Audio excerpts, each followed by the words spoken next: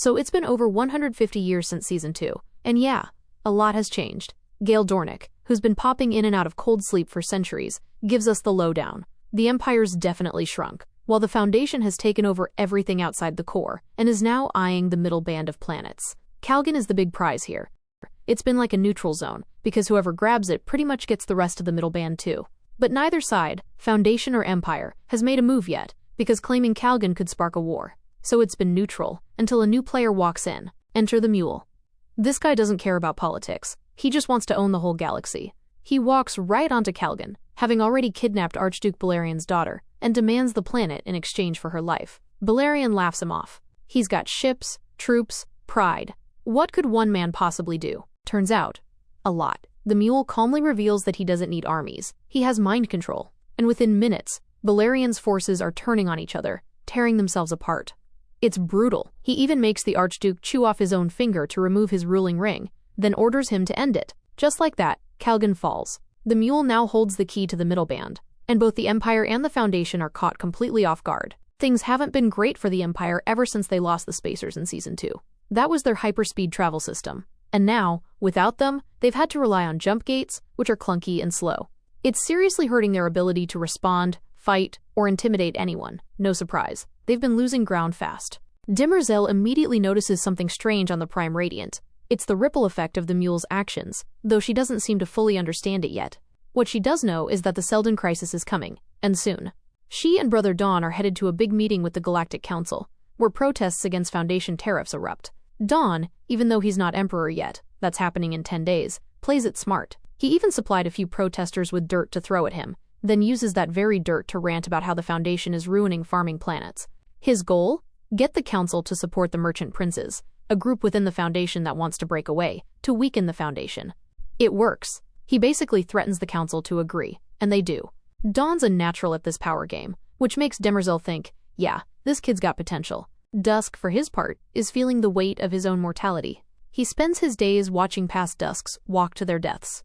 One of them even tried to run once. Demerzel caught him.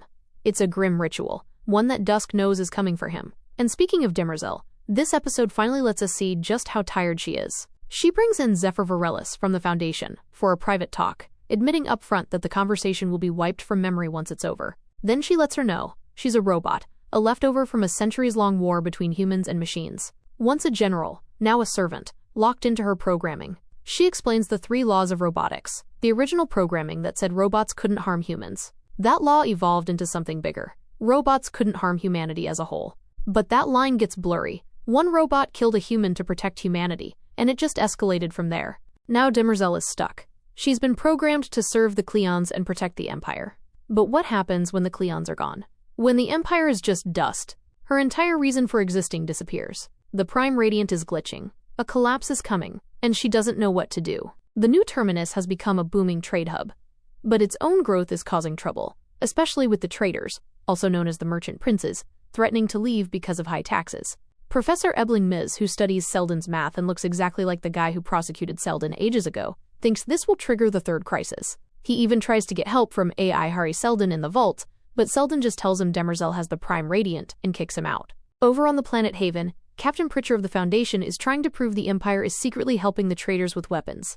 He and his partner chase down the trader leader, Randu Mallow, but fail to get the proof, though they do kill Mallow. This doesn't really solve anything, as the Empire will just find someone new. When Pritchard hears about the Mule taking Calgon, he's furious. Mayor Indbur, his boss, won't prioritize the Mule, because they don't have proof against the traitors. So Pritchard, fed up, steals Indbur's key and takes off for Calgon himself. This guy's clearly going to be important. And in all this, where's Brother Day, you might ask? Well, this Brother Day is totally nonchalant. He's cooped up with his consort, smoking, and just chilling. He's begrudgingly dragged back to the palace by dusk, where Demerzel reveals that the third crisis is just 4 months away. Not decades.